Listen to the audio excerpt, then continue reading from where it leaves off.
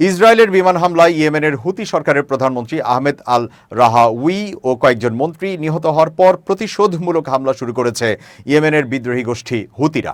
সংগঠনটির পক্ষ থেকে সতর্ক করে বলা হয়েছে, এই হত্যাকাণ্ডের শাস্তি হিসেবে ইসরায়েলকে কঠিন পরিণতি ভোগ করতে হবে। তারা হুঁশিয়ারি দিয়ে জানায়, ইসরায়েল নিজেদের জন্য নরকের দরজা নিজেরাই খুলেছে। হুতিদের হামলার তীব্রতা গত কয়েক সপ্তাহের মধ্যে সর্বোচ্চ পর্যায়ে পৌঁছেছে।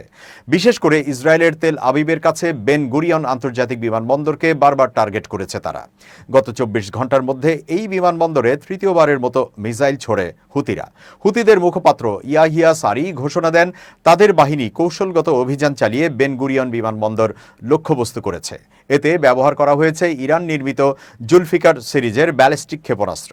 সারির দাবি, ইসরায়েল ও যুক্তরাষ্ট্রের প্রতিরক্ষা ব্যবস্থা ক্ষেপণাস্ত্র প্রতিরোধে ব্যর্থ হয়েছে। ফলে বিমানবন্দর কার্যক্রম বন্ধ হয়ে গেছে এবং আতঙ্কে ইসরায়েলি নাগরিকরা বোম শেল্টারে আশ্রয় নিতে বাধ্য হয়। বিশ্লেষকরা মনে করছেন, হুতিদের প্রধানমন্ত্রী সহ শীর্ষ নেতাদের হত্যাকাণ্ড ইসরায়েল হুতি সংঘাতকে আরও তীব্র করে তুলেছে এবং এটি ভবিষ্যতে মধ্যপ্রাচ্যের নিরাপত্তা পরিস্থিতিকে আরও জটিল করে তুলতে পারে।